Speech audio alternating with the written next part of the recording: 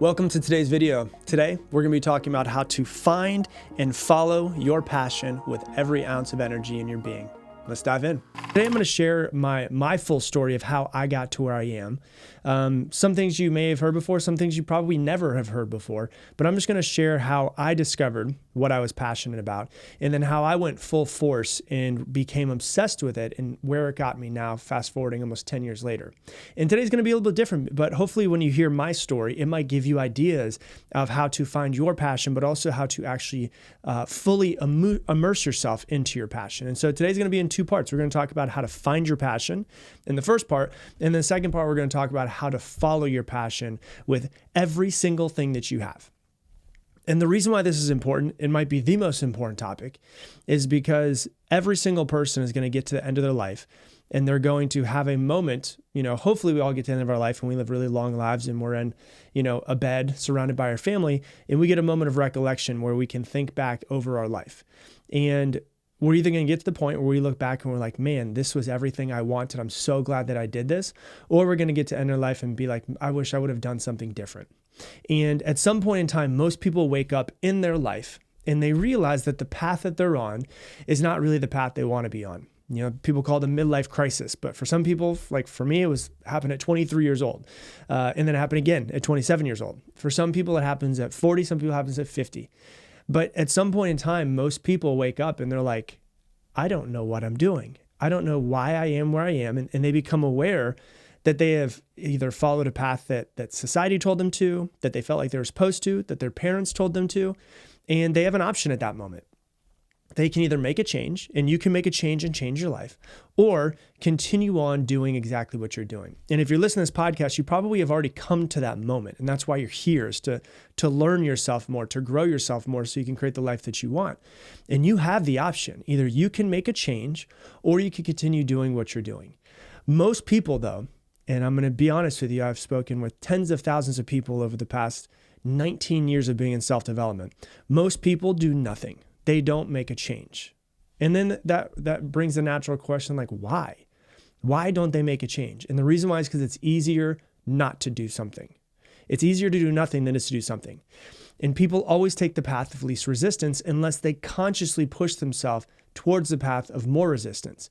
They'll always go for least resistance unless they realize that the pain that they're trying to avoid now will be 1,000,000 times more painful later on in their life. So it's a lot less painful later on in life if they do what they need to do and they push past that resistance.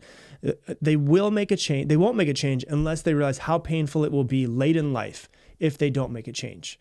When they're on their deathbed, when they're older, when they realize, man, I should have done something different. I wasted 40 years of my life, 60 years of my life. And so hopefully for you, you understand that the pain of not following your passion, not finding your passion, not following your passion, fast forward 20, 30, 40, 60 years for some of you, not following that passion eventually will end up being way more painful than it is to go, I'm going to make a change. It's a little uncomfortable to make a change, but it's way more painful later on in life to not make that change. So let's talk about how to find your passion first off. You've heard me say this quote. It's one of my quotes that I see shared online all the time is, right now, it's okay not to know your passion, but it's not okay to not wake up every single day and be in search of what your passion is. If you don't know what you're passionate about, if you don't know what your purpose is, then wake up every single day and ask yourself the question and journal it every single day until it comes to you and you figure out what it is. And so let's talk about a couple different ways that you can find what you're passionate about. One of my favorite ways, I wrote about it in my book called Level Up, and it is called Ikigai, which is Japanese for your reason for being, like your reason for being alive. And it's 4 questions that you want to journal. Question number 1 is what are you good at? Question number 2 is what do you love? Question number 3 is what does the world need? And question number 4 is what can you be paid for? Right? So what are you good at? What do you love? What does the world need? And then what can you be paid for? Those are the 4 questions. If you can find an overlap of those 4 things, usually that's something that is hardcore your passion and maybe even your purpose for being alive. Another question that I always add to that, which I also wrote about in my book, is what are you interested in? Because there's things that you could be interested in, but you might not necessarily be good at yet, but you're so interested in it that you could become good at it. And so, like, what are you interested in? What do you want to learn more about? Like, what is just really intriguing to you? Like, Like for me, I just love figuring humans out. I love looking at a human and talking to a human and figuring out how they became what they are. Like I love, what was your mom like? What was your dad like? And what was your relationship with your brother and sister like? And seeing, oh my God, now it makes sense how you are the person that you are. For some people, that's not interesting. For me, that's super interesting, which makes sense why I've gone down this path. So that's one way to do it, is to sit down and journal those questions. What are you good at? What do you love? What does the world need? And what can you be paid for? Another thing that I would do, and if you don't know what your passion is, you're just going to have to do a lot of new things until you discover something that you really are interested in or something that you love. Do new things.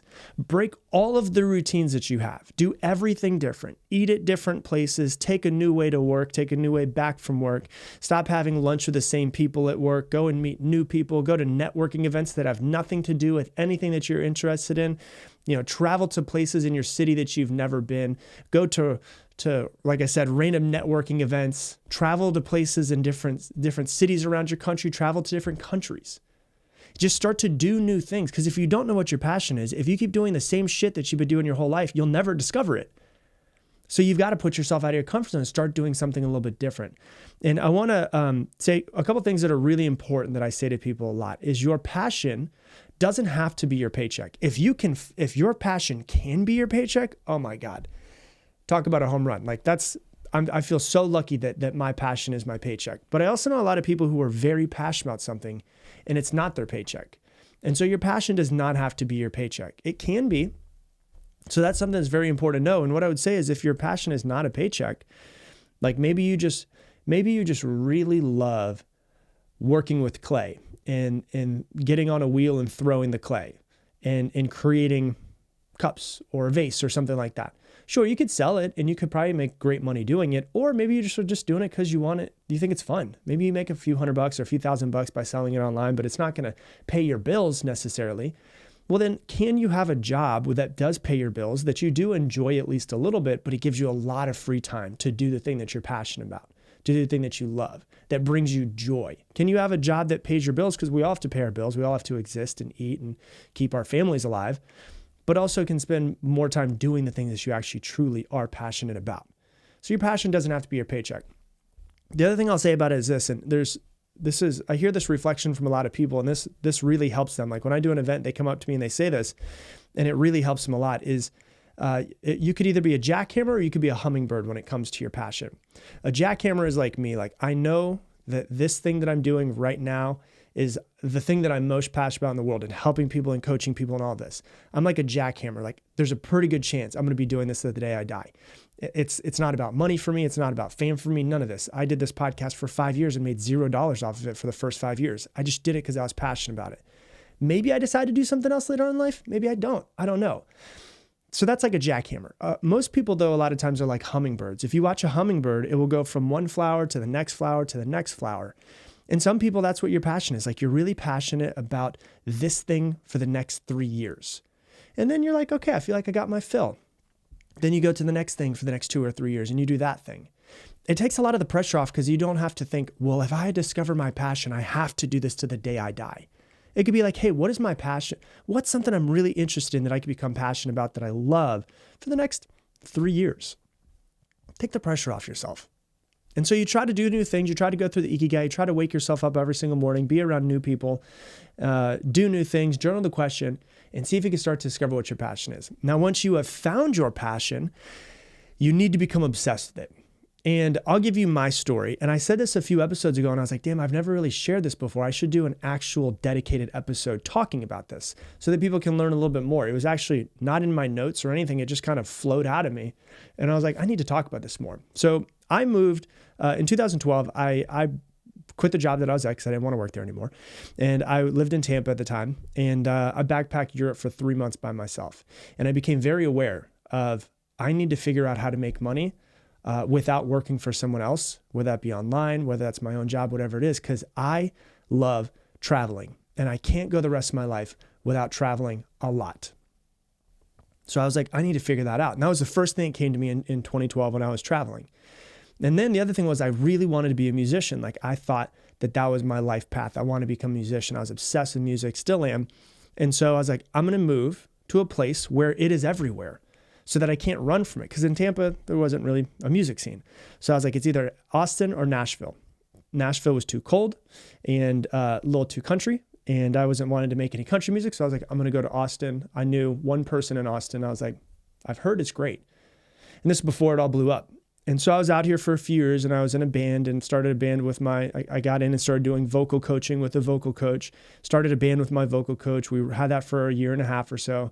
And then one day I was just sitting with my girlfriend at the time, my wife now, and I was like, I'm going to start a podcast because I thought I was learning and I was reading and I was growing. And at that point in time, I had been obsessed with personal development for basically 9 years. And I had so much in my brain that I was like, I feel obligated to teach it to people. And it wasn't like I was trying to make money off it or become my job or any of that. It was just like, I feel like I want to do it. And so I'm just going to try it out and see how it works. I held all the equipment from my recording and from, I had my microphone, I had my audio interface, I had everything I needed. Computer, recording equipment, all of that stuff. So I was like, I'm just going to start a podcast. Started the podcast and it felt right. And I remember I had no real idea what I was doing, but I started getting messages and emails from people saying like, oh my gosh, this is changing my life. And those reflections back to me made me feel like, oh, I'm doing something good in the world, which made me more passionate about doing the podcast. And I had no idea what I was doing, but I was like, I need to figure out a way to grow this podcast and to grow a business online so that I can work for myself. Because at that point in time, I was working for someone else still. And so I Googled networking events for online businesses in Austin. And I found one that was called Internet Marketing Party here in Austin. Still runs all of that stuff. And I went and there was a guy, his name was Ryan, and he was speaking on stage. He was the same age as me. And the first time he ever made $1 million a year, he was 24 years old. And I was like, what? That's possible? Like, all I wanted to do is be able to pay my bills. I wanted to make like 50, 60 grand a year so that I could pay my bills and I could just travel. And I was like, hold on, this guy made $1 million in a year at like 24 years old. This is insane. And then I met another guy and I talked about him in the last episode, but he was making like $300,000 a month and he was super shy and he was running Facebook ads for people. And so I was like, I went to this event to kind of learn a little bit more and my world expanded. My brain expanded. What was possible expanded. And I was like, oh my God, this is amazing. And this is a big part about being passionate about is like, get obsessed with it and your brain will expand and what becomes possible for you expands as well. So I would meet people at these events and I hate networking events, just to give you an idea, but I would get their numbers and I would text them and be like, hey, do you want to go get some coffee? And we would go get coffee and I would meet new people and they would say, hey, you need to meet this person. Then they would connect me with this person. I'd go get coffee with that person. And they would connect me with people. Oh, you have a podcast? This guy has a podcast. You guys should meet up. And we would talk about podcasts and growing it. And I would meet new people and I started learning more. And then we started co-working with each other because it's lonely to work by yourself as an entrepreneur online. And so we would co-work and we would go to a friend's house and it would be 4 or 5 of us working and talking and what are you building and what are you doing and what are you building and what are you doing? And we'd give each other ideas. And then the owner, about 2 or 3 months into me doing this, the owner of the same networking event that I was a part of, called the Internet Marketing Party, had a weekend mastermind for like 20 people. And it was $3,000. And I didn't really have that much money at the time, but I was like, I need to meet new people. I need to meet people who are willing to pay $3,000 to go to it. And now I'm about to tell you about different ways that I've invested money into myself to learn and grow. You don't have to go this route. You might be sitting there thinking, I don't have any money. But I have found that when you invest money into rooms where other people have invested their money, you start to meet really good people. And so what happened was I went to this event. It was 2 days long and I met awesome people and became friends with them. And from that event, I started getting mentors, people who were already doing, had been making money online for 15, 20 years and making $1 million a year. And I got some mentors from there. And I started going to every event that I could. And as my business grew, I continued to keep investing all of my money back into my business. I didn't buy new shit. I didn't change my life, none of that. And so what happened was I started investing all of my money back into my business and I hired a social media consultant and I found him and he connected me and he started teaching me and how to make videos online and how to grow my following. And then I grew my following from like 0 people on Facebook, because Facebook was a big thing back then, to, over 2.5 million followers on Facebook. And he connected me with other people who were growing and making videos online. He connected me with Prince EA, he connected me with Shetty. I became friends with both of them.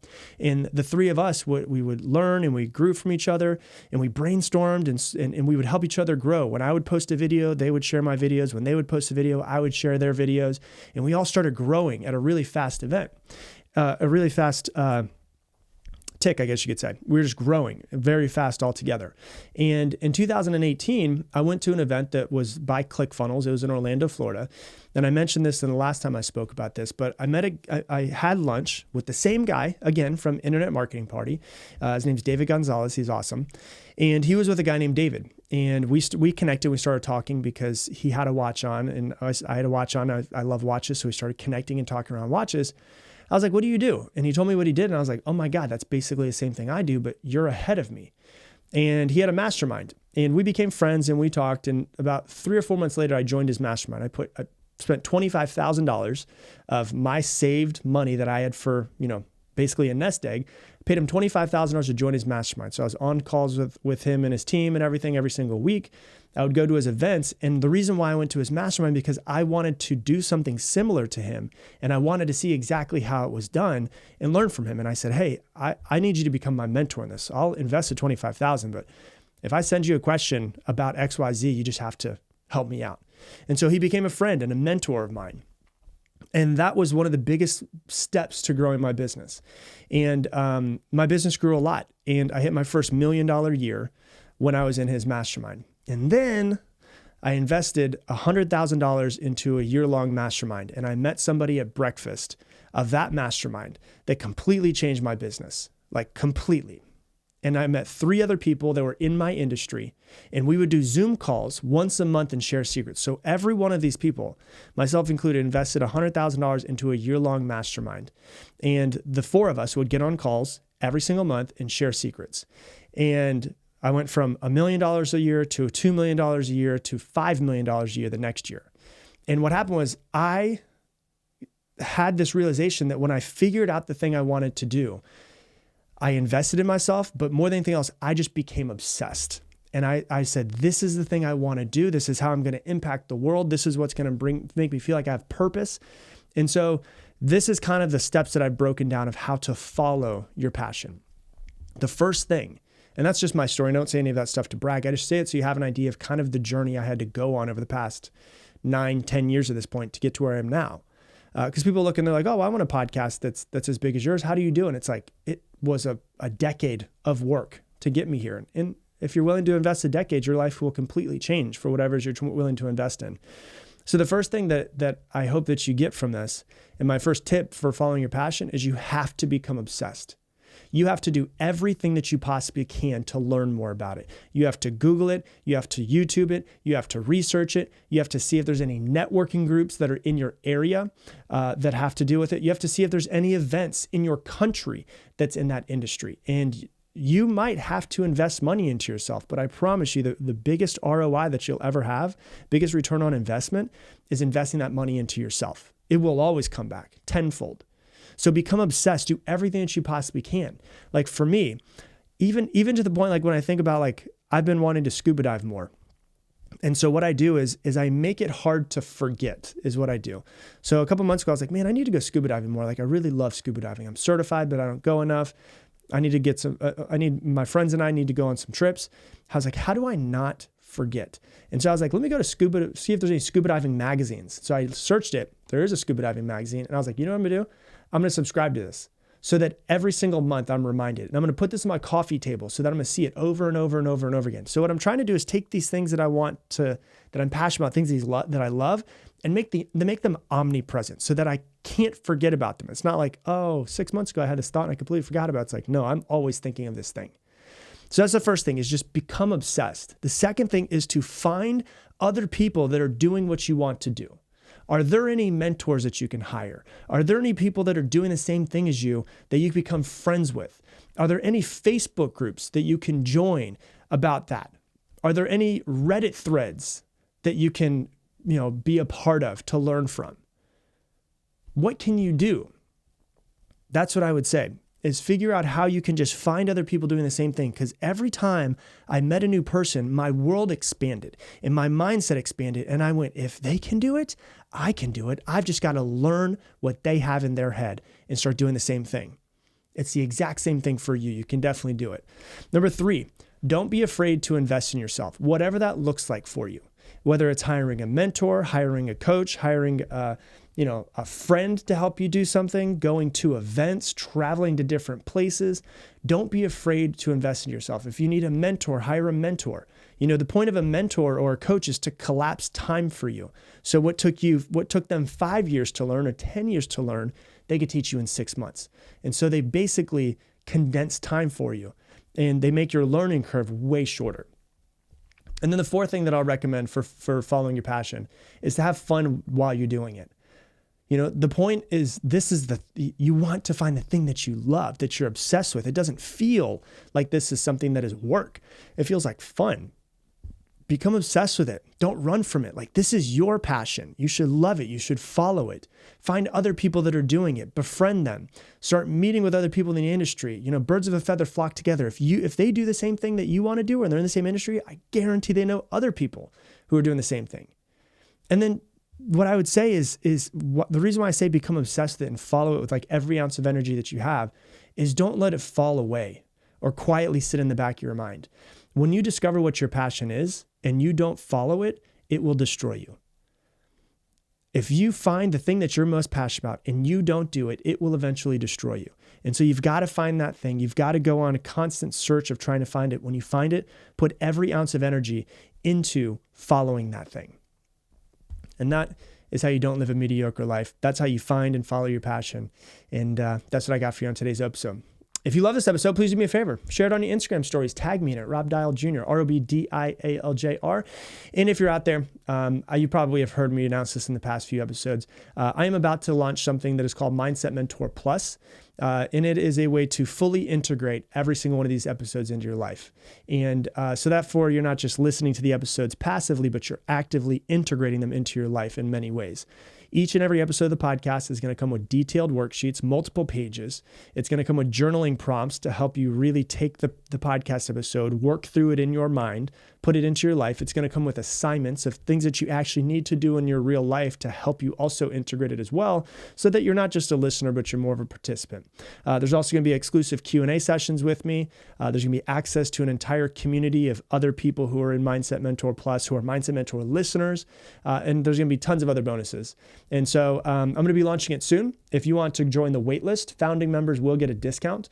All you have to do if you want to join the waitlist to be the first to find out about it, go to mindsetwaitlist.com to learn more. Once again, that's mindsetwaitlist.com. And with that, I'm going to leave you the same way I leave you every single episode. Make it your mission to make someone else's day better. I appreciate you, and I hope that you have an amazing day.